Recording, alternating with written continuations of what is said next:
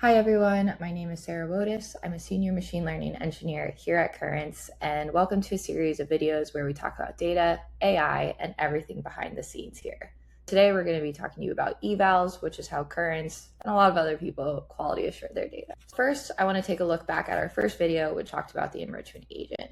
To sum it up, we took a lot of messy energy data all across the internet, fed it into a carefully curated agent informed by our expert researchers, and we turned it into this really great output that gives really detailed data. Our first effort was focused on data centers. So you can see we get to the specific site information, the capacity, the power supply type, and more. If you want to learn more about the enrichment agent, go back, watch that video. It's really interesting. But even though we carefully curated this agent based on our expert researchers, AI is never 100% correct. I'm sure you've seen this in your day-to-day chats. There's a lot of different problems we face. One is that generic LLMs need additional training. So these off-the-shelf large language models and research agents can pull incorrect values or make unchecked assumptions. You can never trust it if it hasn't been measured. So without rigorous checks, errors can just slip into the platform or your database silently.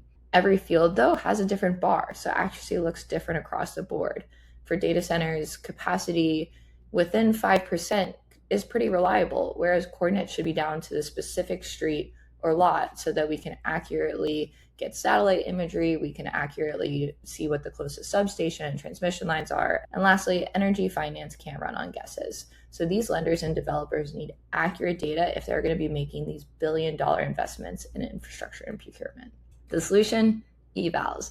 I know you've heard this word a million times, and I'm here to say, yes, it really is that important and can be make or break when making your AI solution.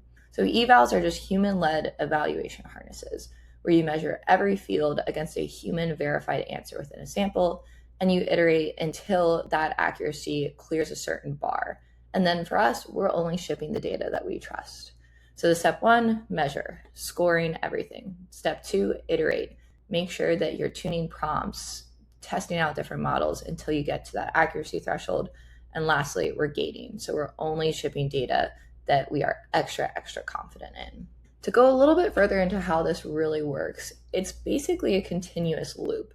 We proved out this process on US data centers, and now we're continuing to run it as the data evolves, expanding to different sectors and so on. The first step is sample. The great thing here at Currence is we've spent the past 6 years generating data upon data upon data.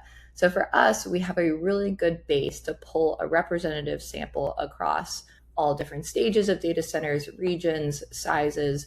It's really important that you're really representative so your model isn't tuned too much to one particular type of data. We're using a tool called Oxen AI. It's a great way to keep track of different versions of data sets and keep them all stored in one place.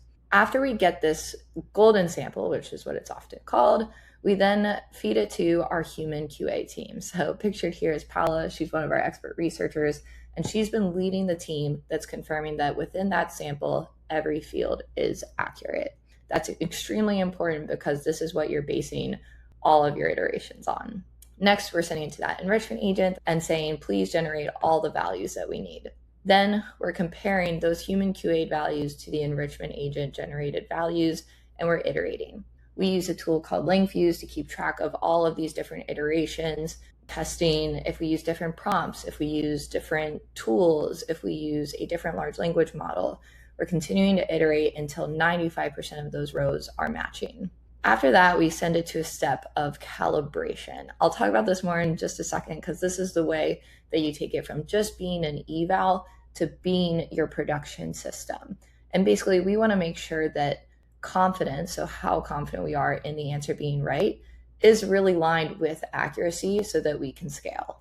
Lastly, you need to monitor. So once again, Oxen is a great tool here for monitoring data over time because the data you had in 2024 might not match the data that you have now in 2026. So you need to continue to update the sample as this evolves, as you're seeing new edge cases, and so that accuracy holds and never drifts. Going back to that calibration step, when we're tuning the agent, we're not just tuning it to get the right value. We are first and foremost, but then there's this really important step where we want the agent to also return how confident it is in an answer.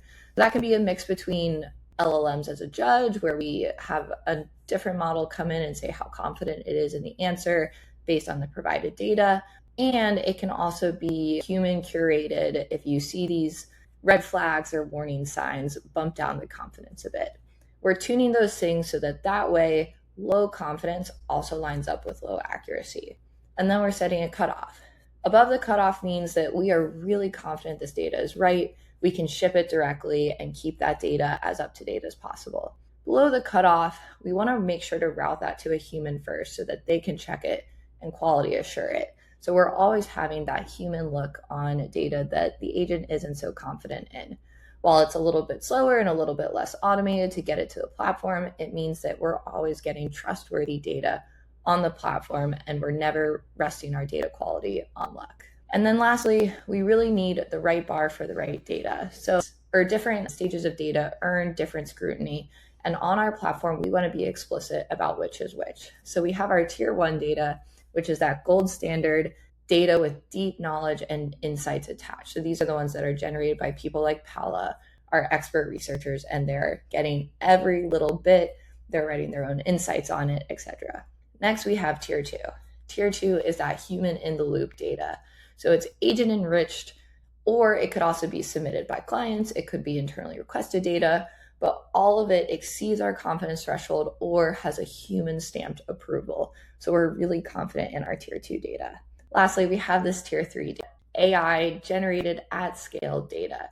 So it's broad coverage, not road checks. For example, we recently processed over 40,000 US mature power projects from the EIA. We're waiting to get this through our eval process and quality assurance so it can be promoted to tier 2. But for now, we have it waiting in the wings and it can be used for further analysis. Why this matters? Same 3 bullet points really as the enrichment agent. So energy market intelligence is only as good as the data behind it. Data is everything. Building a research process from our analysts that feed into the agent. And then secondly, proving it with evals is what really makes sure our data is comprehensive, consistent, and traceable. So for all those teams out there that are financing and building the energy system, this is your foundation for what everything else is built on. Let's build together. If you have any questions or thoughts about evals, the enrichment agent, contact our sales team. Thank you.